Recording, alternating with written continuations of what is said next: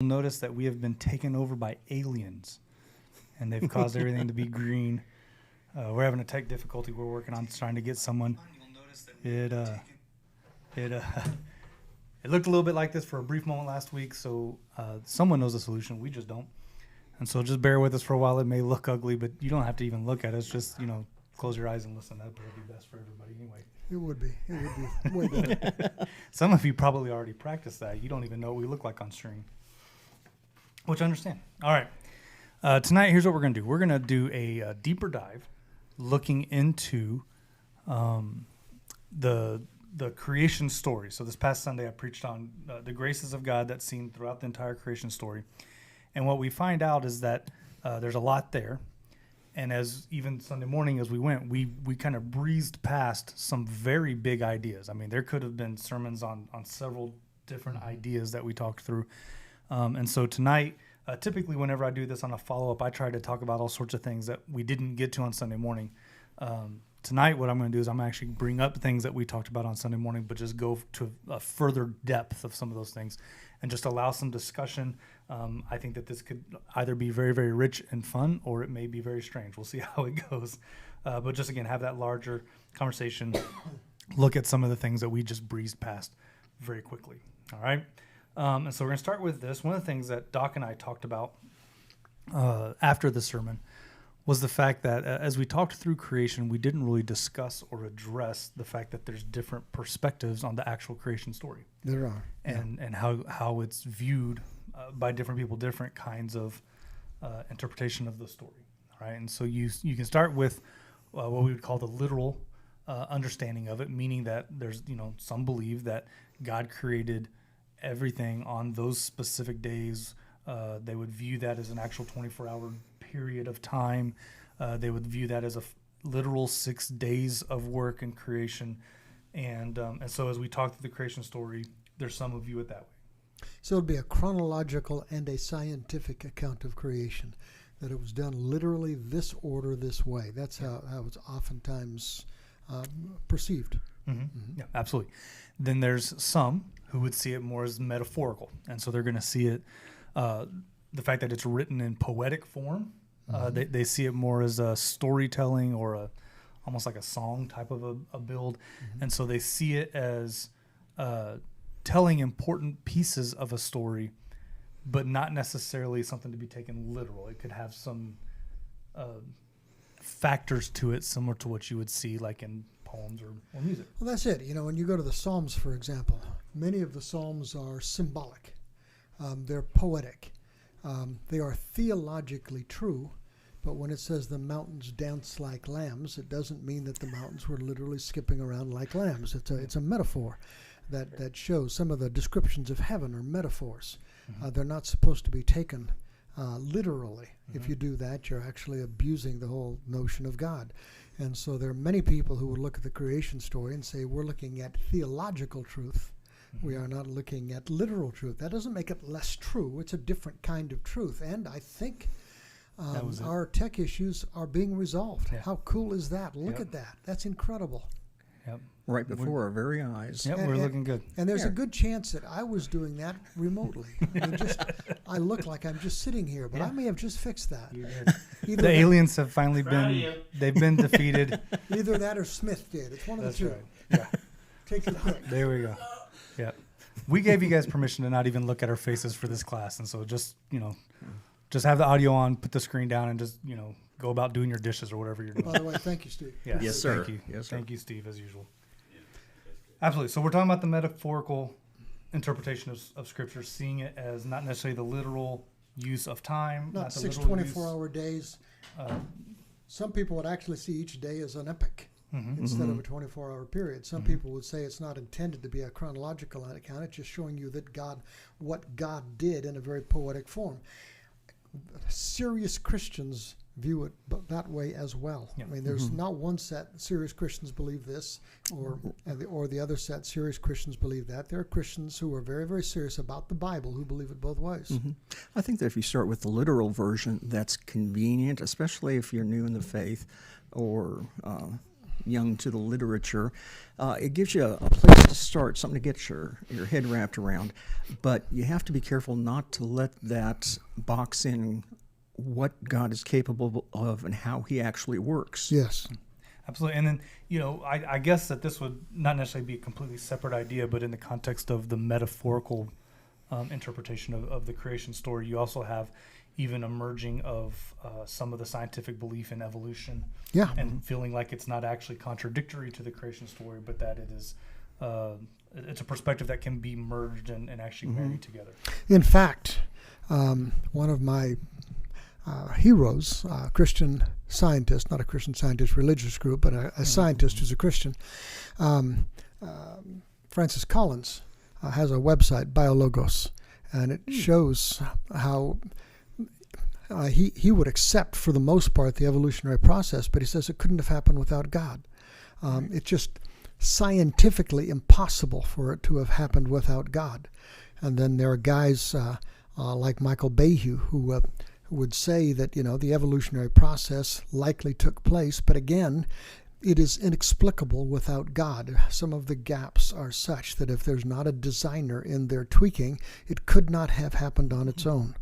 And so there are quite a few very, very serious scientists who would accept the evolutionary framework, but they would say without God it cannot have happened. And so you have everything from the literal to the metaphorical to those who would approach it from an evolutionary standpoint, but saying it is still inexplicable without God.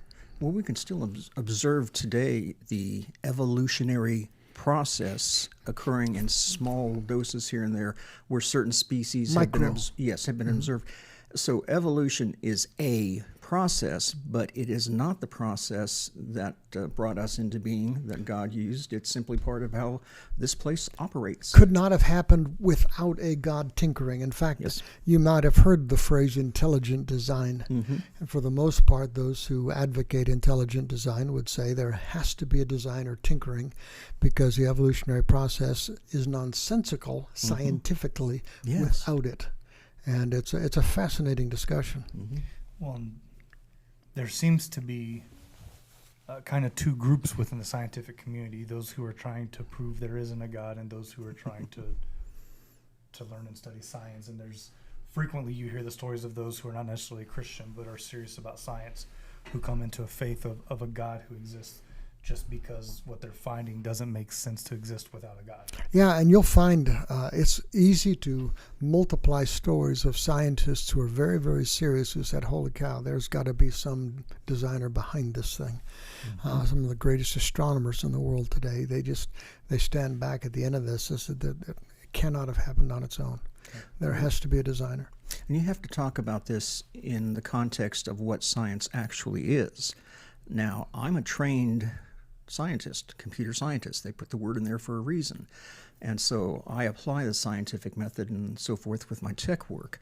But what we often don't recognize, realize, and nobody says is that science proves nothing, ever. Period. End of discussion. Science will give you the best idea it thinks it can at the time, with the caveat always there that it's until we find out something better. Yeah. That's fascinating. So at best, science is a current explanation of what we best know. Popular explanation, yes. Yeah. That's fascinating. Now, what's interesting, and as Doc and I spent a lot of time discussing this, and Ben, you're getting into this beginning with us now. What's really interesting about that is that regardless of how you view the creation story, whether you see it as literal, whether you see it as metaphorical, whether you even see it as somehow a part of something that we would call evolution combined with creation and work of God, however you view those things, all of them still carry the weight of what we actually talked about this past Sunday, which is when you look into it, you see the grace of God playing out consistently in the ways in which God designed and put things into place. You're exactly right. That whichever view you take, the grace in the story just exudes. It's irrelevant which of those approaches. They are not going to negate the grace that you see. That's right. Yep. I'm sorry, I forgot that I was supposed to be doing slides, so we'll catch you up there, okay? But that's kind of the big idea. The differing views of creation, it doesn't really matter which ones you're on. Your differing perspectives on the creation story don't negate the examples of grace throughout the story. It's going to be there regardless, however you perceive it. And as we see it, even if it's in that metaphorical or that maybe even evolution background kind of a mindset, you look into the story of this poetic storytelling of how God's put things into place, and you can't help but recognize the ways in which he's placed everything exactly as it needs to be. And it becomes that powerful story of grace. Now, there were some very big why questions, and I'll tell you this very first one that we're going to mention here is something that Doc and I could probably spend a couple hours talking about. This is one of the biggest, like this question actually has origins like in Greek philosophy. Am I right? It does. And so this goes back a long way back, and it deals with looking around and recognizing something must have caused this. This had to come from somewhere, right? Ultimately is the way, I guess, that we answer. Maybe I'm jumping ahead. But this question is really big. This is one of the big why questions that I just breezed past. I acted like this wasn't a big deal. I just mentioned the question and we just kept going. But let's talk about this a little bit. Doc, when you see this question, where does your mind immediately jump to? Well, the question, why is there something instead of nothing? It's a huge question.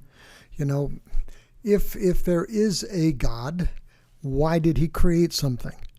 Now, I know that some of the speculation that you have, and in fact, you can see echoes of this in a lot of the different religions, especially if you go back to the philosophical religions of the Roman and Greek empires. You've got gods are needy. God wants servant. God wants someone to praise them. You've got this whole notion that somehow they feed on those that they create, that they need those they create, and they compete for the affection of those they create, or they try to scare them into feeding them or whatever. But there are echoes of that even within many Christians' minds. You know, maybe God was lonely. And I'm afraid I might pull out the wrong word, because as I was thinking about this the other day, I believe the theological term for this is the aseity of God. Okay. I thought you were going to say poppycock. No. The aseity of God, which means that God is wholly self-sufficient. God doesn't need us. He doesn't need anything from us. He doesn't need our praise. You know, I've heard Christians say God inhabits the praise of his people, and it's almost as if we feed him. Okay? Well, no, he's not vain. He doesn't need your praise. He doesn't need us to worship him. He doesn't need us to serve him. It's a superfluity. Like he's up in heaven depressed because we aren't worshiping him enough. It's not that. It's not that. It's not that God is a needy creature. He's not a creature at all. But it's not that God is needy. So he created us to feed him in some fashion. You have to see that it's grace itself. It is so cool to do life together well that God says, I want to share this. Instead of, I need you, I want to draw you into the story. I want to give you something that I experience, something that I enjoy. The fellowship of the Trinity is something, the community there. There was something that was supposed to be really, really, really good about life, and God, in the overflow of his beneficence, wanted to share it. That's far more Christian, this idea that somehow God is sitting here in this emptiness and lonely, so he creates someone to serve him.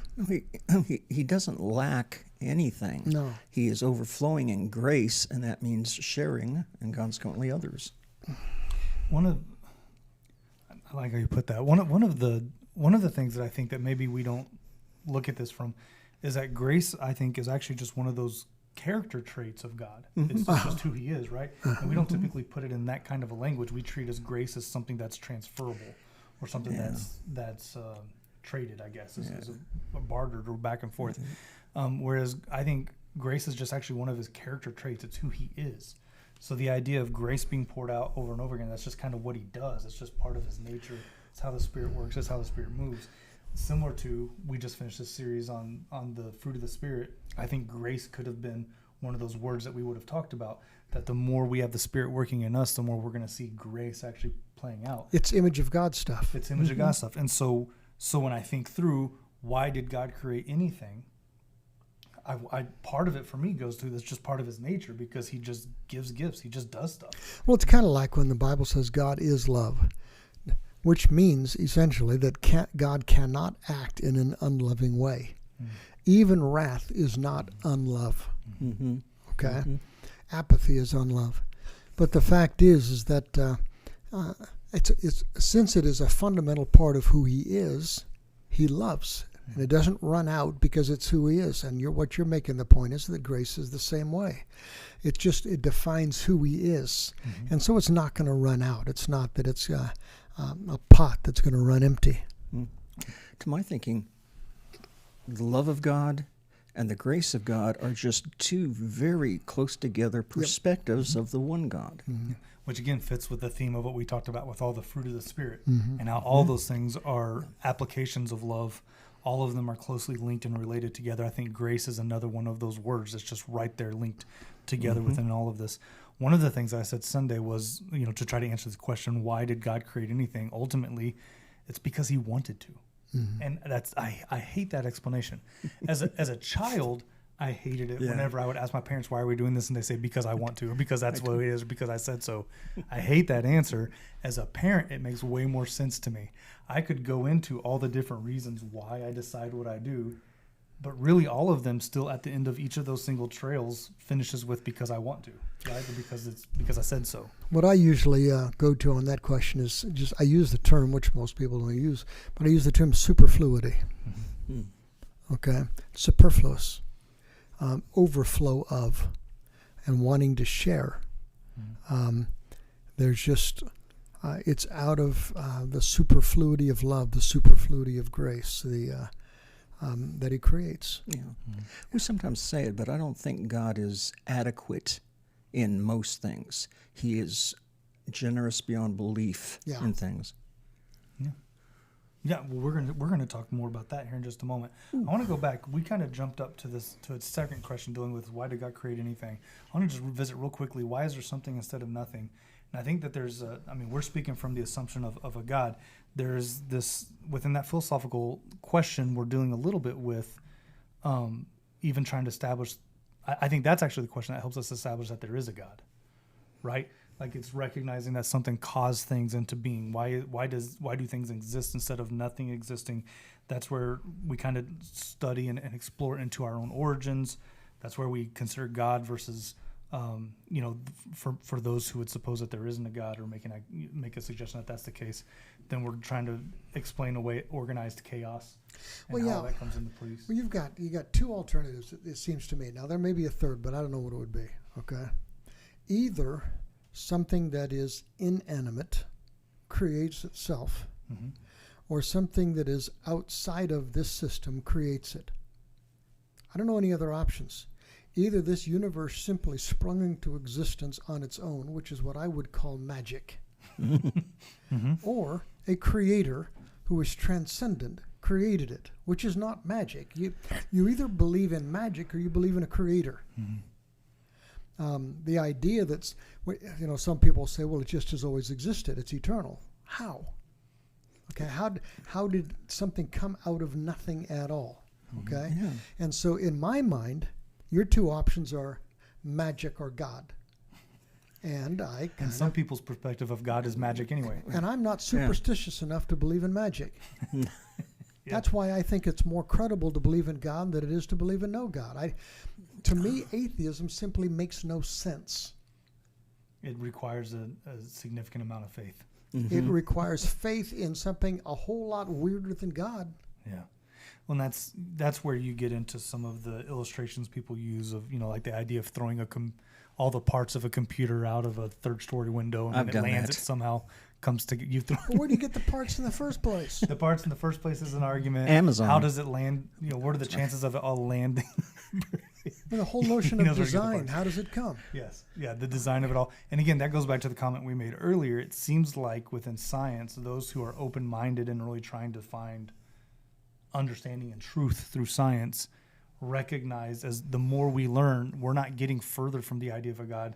There's many who think we're actually proving more and more that there is a God, just in the complexity of what exists. In the history of science, that has been the stance. We are trying to understand what God did. And following along with that thought, we should be littered with Timexes and computers and stuff all over the beaches and forests. And that's the what's it called, pocket watch argument of when you're walking through a forest and you find a pocket watch on the ground. you don't assume that it just unexplicably just kind of came together in all of its pieces. That the and sand worked. became glass Yeah. from a lightning strike, and yeah. and that somehow the metal formed the ore. There was enough heat there, and it did it, and somehow they formed themselves. I mean, it No. really is that absurd. Yeah. The assumption is someone lost their pocket watch, right? Someone made it and then someone lost it, and hopefully we didn't just lose you there. All right. Next big question. We'll jump back up to where we were. Why is what God created good? We talked about this a little bit. I don't know if Yeah, we have lost the picture anyway. I don't know why it's doing that. I don't. We're wanna still unplug live, anything. though. We are still here. I don't believe so. No.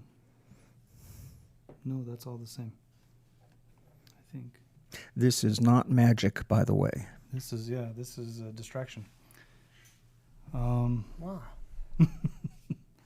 That was strange. So you guys can still hear us. That's important.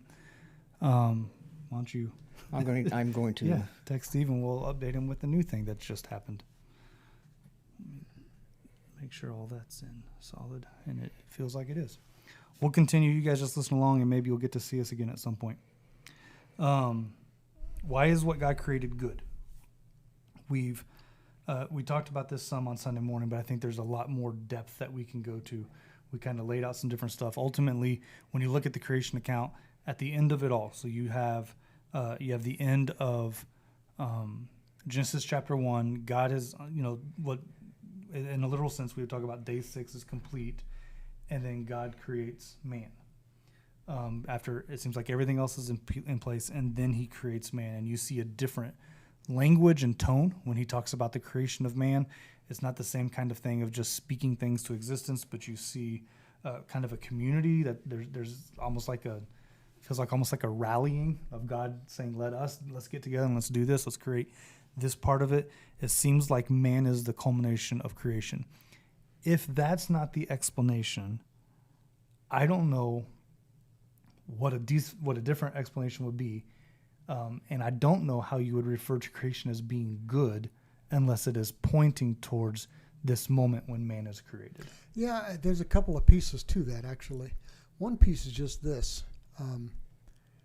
If there is no God, why would you call anything good? Nature in itself does not have good and evil. It just is. The survival of the fittest is neither good nor bad. It just is.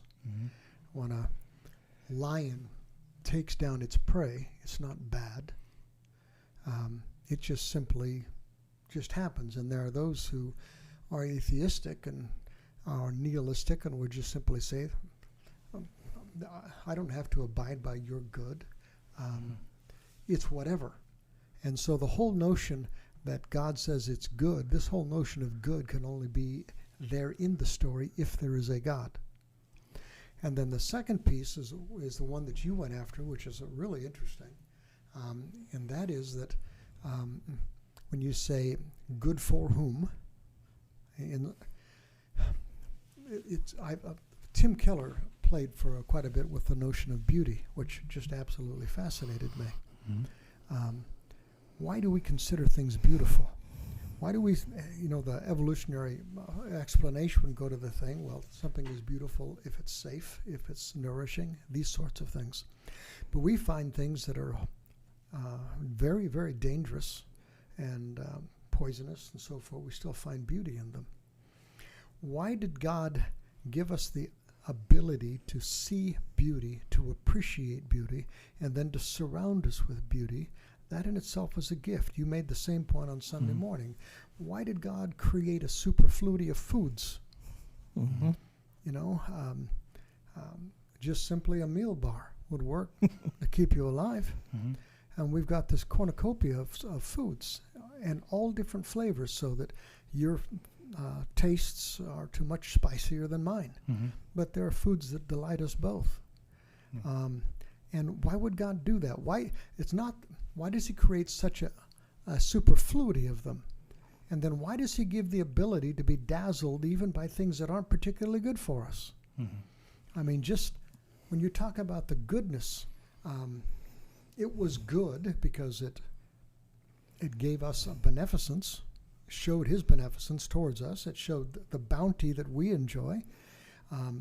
It gave us challenge and purpose, and it gave us beauty to enjoy and companionship and all of these kinds of things, which make life rich. And I think that's the direction you were pointing, Ben. Yeah, absolutely. I actually saw a Babylon Bee article today. Someone shared it with me in a text message about an hour and a half ago. That's a fine news source. It's a fine news source. And they said new reports show that the early church grew because they gave permission to their followers to eat bacon. That was actually what attracted people to the movement. I have no doubt. It's one of the reasons that so many people refuse to become Jews. Yeah, sure. And it's why No Bacon bacon. Sunday is one of our highest attended Sundays. It's a deal breaker. It makes you wonder why we don't provide bacon more frequently. That is true. I almost found it blasphemous a week or so ago when I heard you stand up there. It was last Sunday when you stand up and said our most popular day is Chocolate Sunday, and it is not.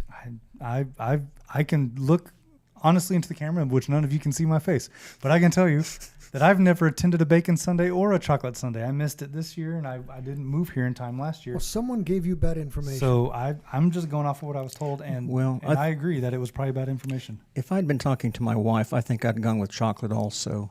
But we're not talking to your wife. But she's listening, so we got to be nice about it. By the way, we have a question that came in. Yeah, it's a really good question. Go ahead. Okay, it says, I'm wondering, why is God quoted as saying, man is made in our image? Who is he talking to or about? There are a lot of different speculations on that. It's interesting that when you look at just the Hebrew words for God, Yahweh, which is kind of the formal name of God in the Old Testament, is singular.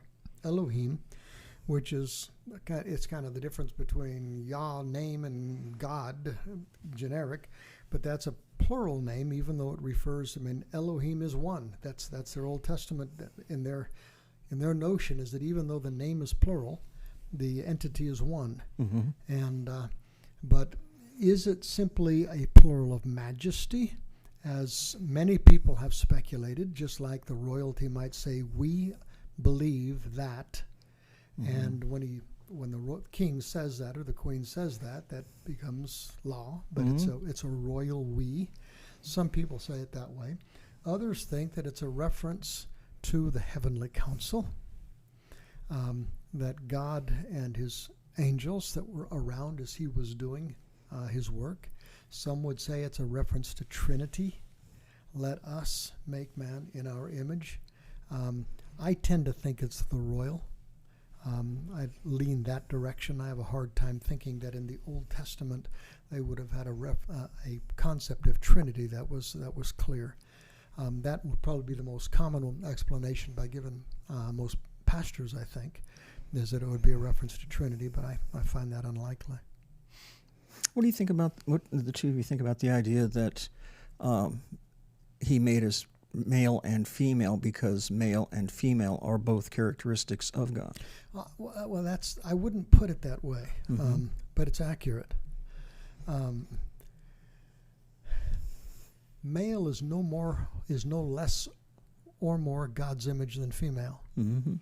Both reflect qualities, characters of God. I think together, the stereotypical male and the stereotypical female, because there's a whole wide variety of differences. But if you try to talk about the things that we normally associate with male, God is that. Mm-hmm. The things we normally associate with female, God is that. Mm-hmm.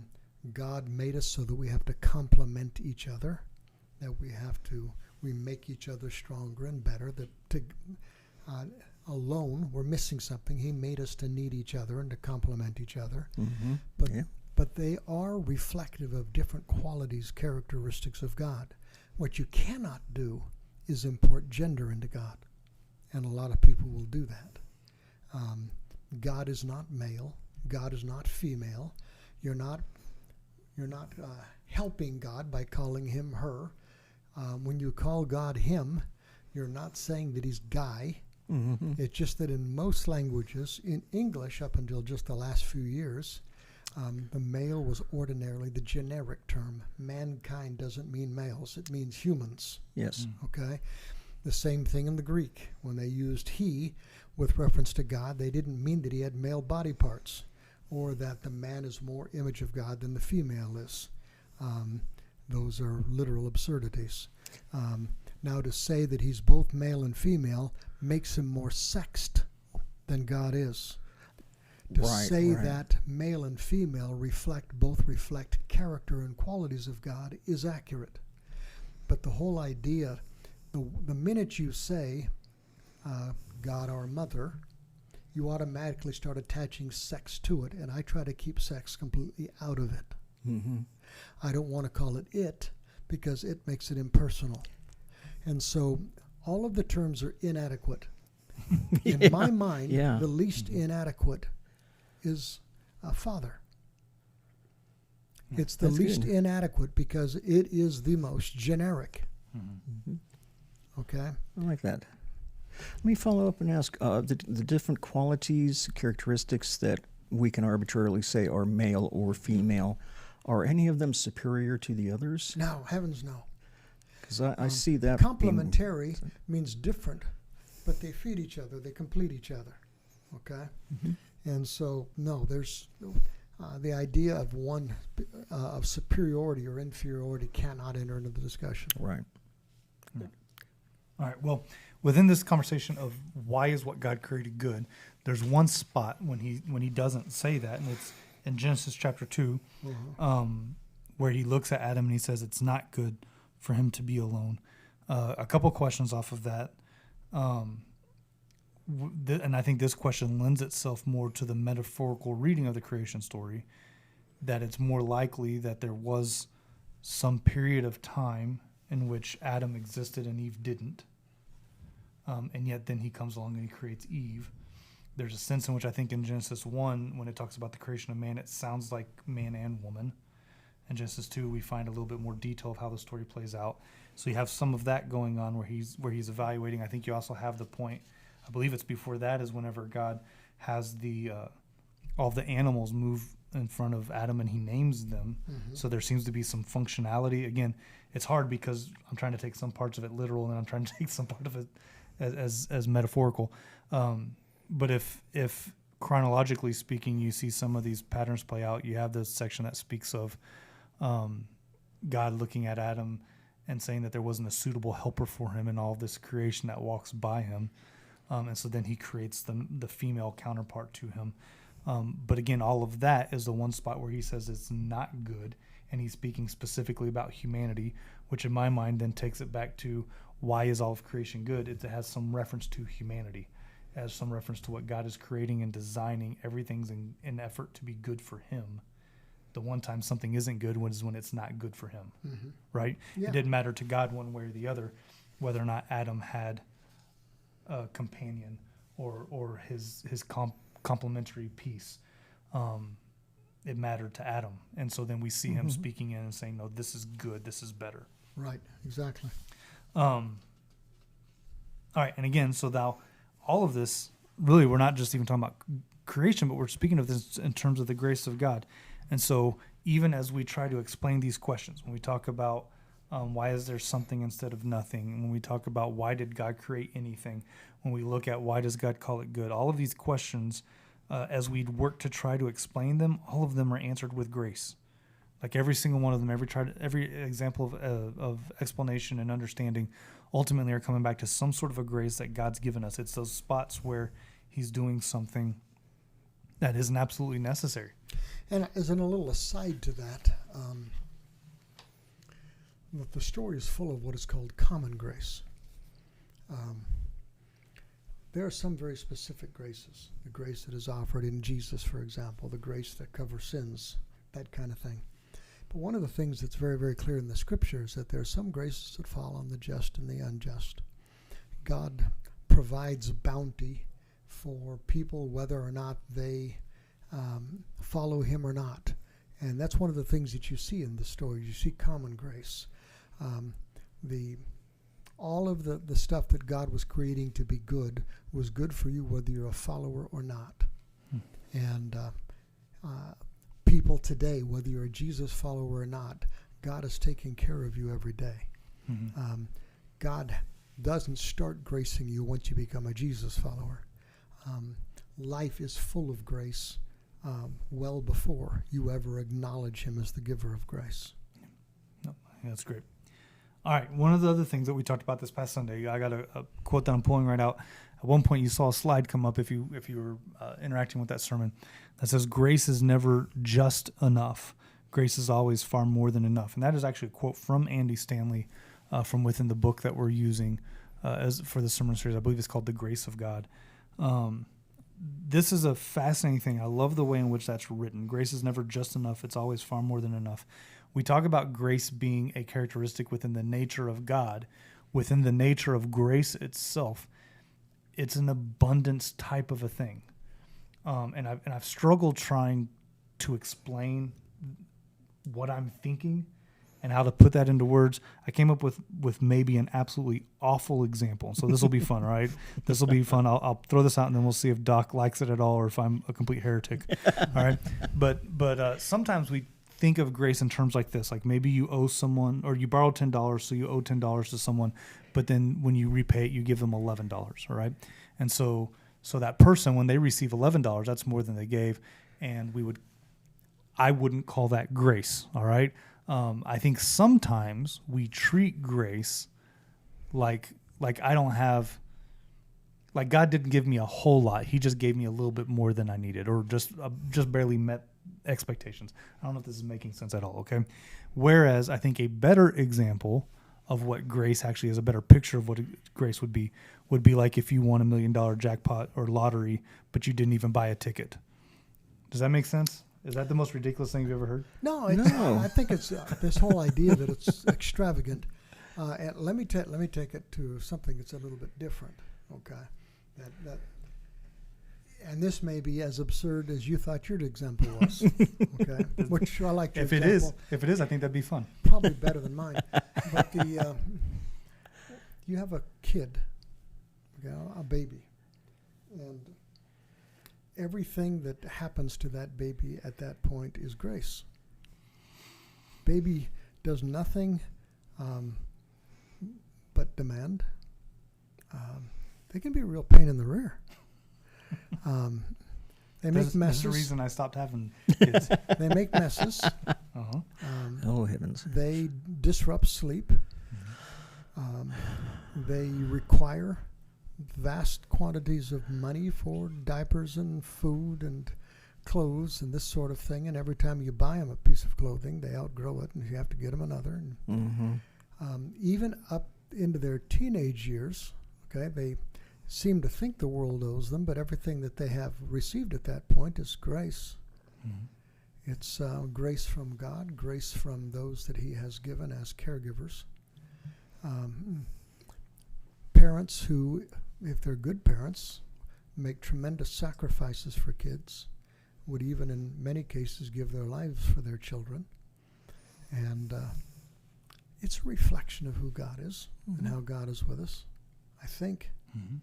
Well, I can say that I've heard much worse explanations than those two. That's all I'm aiming for, is to not be the worst. Yeah.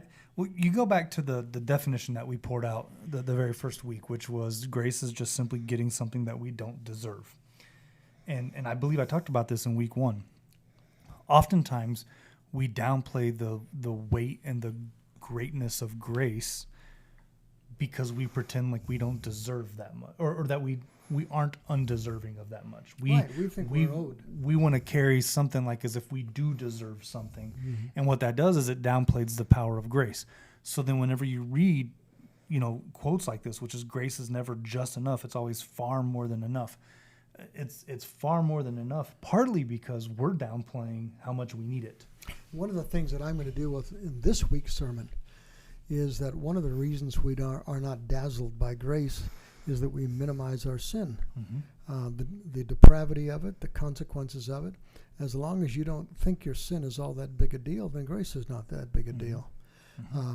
It's not only that overwhelming in context absent of sin, but it's almost magnified once you get to the notion of sin. If you understand sin for what it is and the damage that it does, then grace becomes more dazzling. That's a similar point. Well, that's the difference between the grace that you give to a baby and the grace that you give to the prodigal son. That's You know exactly what I mean? correct. And so you have the baby who doesn't deserve anything, and yet it still receives the graces of care that you're giving it. Mm-hmm. And then you have the prodigal son, who actually you owe him even less than nothing. Yes. He's taken He is from you, he's owed. offended. Yeah, he's owed. He's hurt you, and yet you still give. That's a different level of grace. You know, it reminds me, since we're talking about the Old Testament quite a bit, reminds me of the story of the two women who brought the baby before Moses and said each of them claimed to be the mother. It's actually Solomon. Solomon, yeah. Solomon, well, Yeah. his brother-in-law or something Yeah. like that. And the judgment was initially cut the baby in half, and then one of the women said, "No, let the other woman have him." At that point, it was mercy. But as soon as the judgment was made that no, this is the real mother, then she's got a lifetime ahead with this boy that or child that she has fought for, and there's grace all over that. It Yeah, and takes you it just up a wonder whether or magnitude. not she had second thoughts at some point. Maybe I should have given this when he got to be a teenager. If she was You paying sound like someone attention. who's raised kids. There's been times I've thought about cutting you in half. Yeah. Solomon was onto something. Absolutely. That's it. And I think this discussion, grace is kind of an elusive thing to really grab a hold of, and I think you can just look at it from these different angles. But I like where this conversation's gone, and just kind of looking at. I really like your illustration of a baby, and what they receive. Everything they're receiving is a grace. At some point, they actually do something to offend. Very to soon. where they Very very soon. It's Usually not very day long. one. Well, in knowledge and accountability. Oh, I they got offend, you. Right, All right. And then in that moment, the one who actually deserved nothing now deserves less than nothing. You know what I mean? It Yes. becomes a debt. Yeah, that's true. And Good. grace is still going out in a different kind of a way. When we begin to see ourselves in that kind of a nature with God, and then again, you come back to this quote from Andy Stanley: "Grace is never just enough; it's always far more than enough." That's just the nature of what we're talking about here. It's something that exists in abundance. It's an extravagance. It insinuates like this over-the-top, unnecessary, unexpected kind of a gift. And I was really worried about my examples, but I like where that went. That was a good way of kind of looking at it from some different angles. One of the other things that we talked about this past Sunday morning, we talked about the grace that comes in purpose. That's huge. Yes. Which is really interesting to me. I know that within this series, we're going to look at some different things that maybe we wouldn't necessarily think are grace. And it's going to kind of challenge our perspectives of just all the ways in which God does pour out that abundant grace in all of its different forms. I really enjoyed this creation story and seeing just the graces of creation, the lavishness of grace, the ways that we get things that we don't deserve, that are just these extras, this constant unending extras in our life. One of those is this idea of purpose. And this is interesting to me. And I kind of want to have like a chicken and the egg conversation here, all right? Like which one came first? Do you think that there was some sort of a yearning within Adam to have purpose? Image of and God. then God gives him purpose? Or do you Image. think God gave him purpose, and then since then we've all had that yearning No. to be fulfilling the purpose? I think we're created with it. I mean, it's image of God stuff. When a person has no purpose, their life feels empty, and you see that happening all around you. In fact, you see that happening a lot of times as people get older, and they're not raising a family anymore. They're not doing a job anymore. They live only to be comfortable, and a lot of them wither. You know, there's no purpose. I think that we were created with a desire for meaning. Meaning and purpose kind of hang together a little bit. So I don't think we had purpose and then missed it. I think we were created for purpose because we're created godlike. I like that explanation. I think that's where I would tend to go with it as well. I think that I tend to look at it that kind of a way. Within the creation account, we see several different things purposes that he offers. Okay, and so we see him give a purpose of procreation. We see it in a sense of ruling over creation. We see it specific with Adam and the naming of animals. We see it a kind of attending to the garden. I believe at one point that Adam and Eve are both sharing responsibility and kind of having a job, which I think is very interesting. That we might revisit that question again here in a little bit if we can get to it. I think those are big things, and the point that you find grace in things like purpose. One of the things I'm going to deal with this week in my sermon is I'm going to deal with things like, I think you find grace in God kicking him out of the garden. I think you find grace in the curses that he pronounced after their sin. I think you find grace in death. And I'm going to, if you start thinking through these things, what if they were not kicked out? What if they never died? What if there are no consequences to sin whatsoever? What if you sin and there are no consequences? What kind of chaos would result from that kind of a scenario? What kind of evil would multiply in that kind of a scenario? And so I think you begin to see that this whole thing, the creation story rippled with grace. I'm going to talk about the fall. It rippled with grace. And things that you don't ordinarily see as grace, just think to yourself, what if it wasn't that way? Yeah, exactly. What if we didn't have purpose? What if an Adam and Eve hadn't been told what they're supposed to do with their lives? It's all about you. Just do whatever you want. Yeah. That'd be a disaster. And you notice we all have a sense of wanting purpose because we once had it. That's not bad, Ben. Yeah. Yeah. That's good. They can't see you mark up those marks. Yeah, you're not but I think that goes back to kind of that which came first, the chicken or the egg. I would agree with you. I think we were designed with something that within us, that image of God thing within us, had to desire it. Same as I think there's this creative part within all of us. That's image of God stuff. God is creative. He's made us. We're going to be creative as well. So I think that's image of God stuff, but it's also self-feeding. Yes. Right? Like it just kind of builds. It was put there first, but even as we fulfilled our purpose, there's still a desire to push for purpose. It's got its own momentum. Yeah. All right. Let's move on to another idea. Here's a huge one that we really didn't get into hardly at all on Sunday morning. But in fact, I don't know that I said more than 2 or 3 sentences about it. But I briefly mentioned that in context to this creation story, as we look through this narrative that's given to us, it's all a forecast of what's yet to come.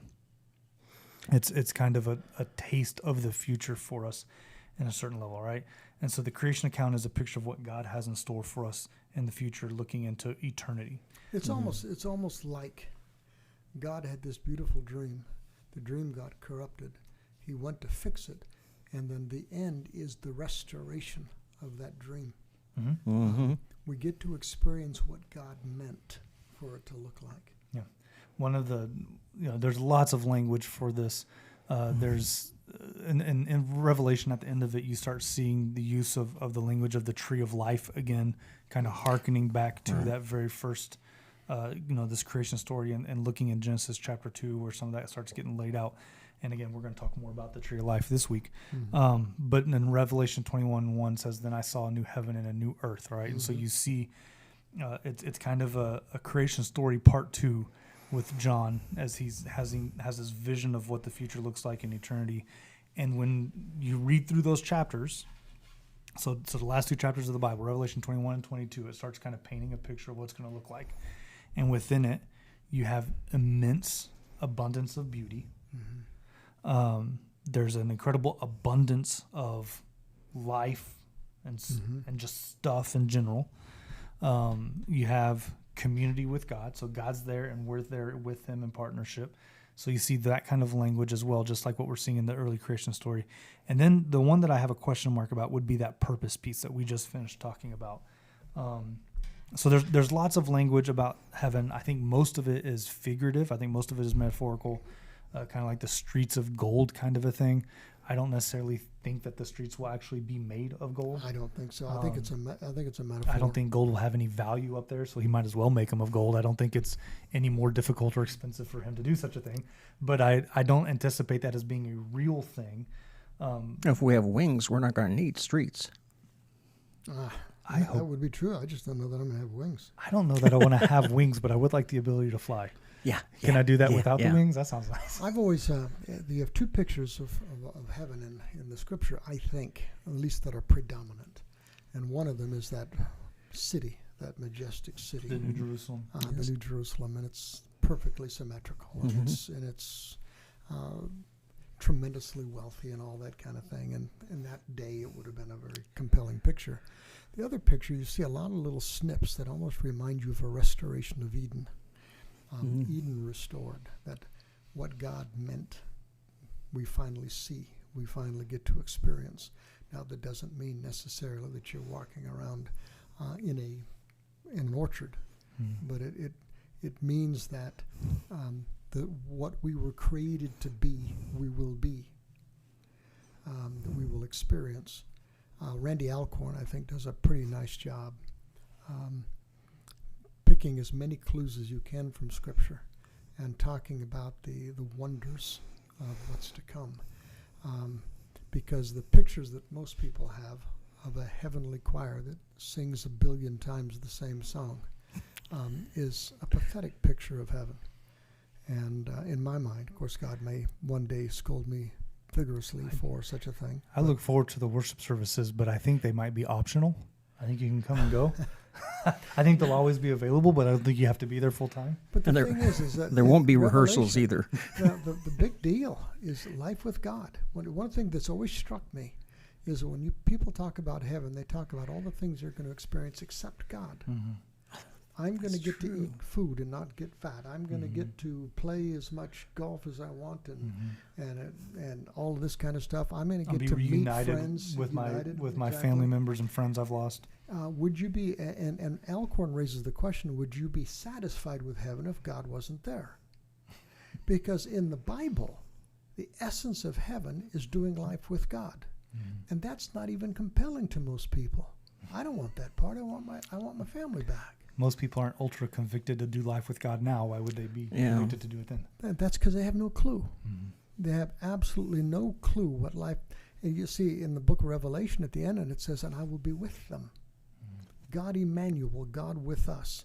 There's something about the intimacy with God, the presence of God, that will blow away all of our petty little dreams about what we think heaven should be.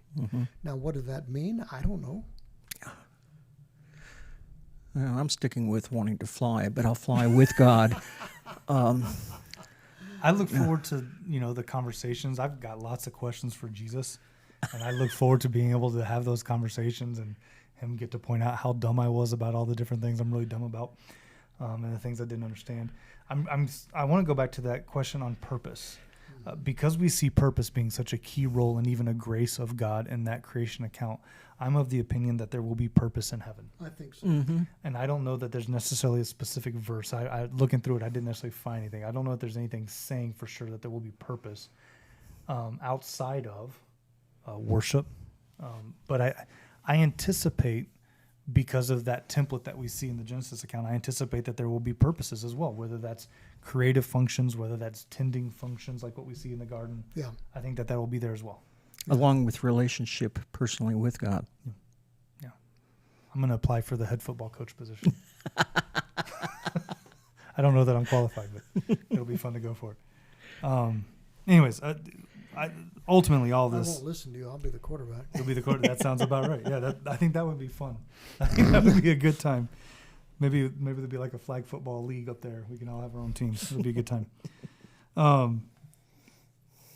What's interesting to me is one of the unique things about the creation story, and again, you see all these evidences of grace, is that maybe the best picture of heaven that we have is this Genesis creation account, I think so. an understanding of what it will be one day, and there's an invitation for us to be in attendance is actually the greatest grace of all.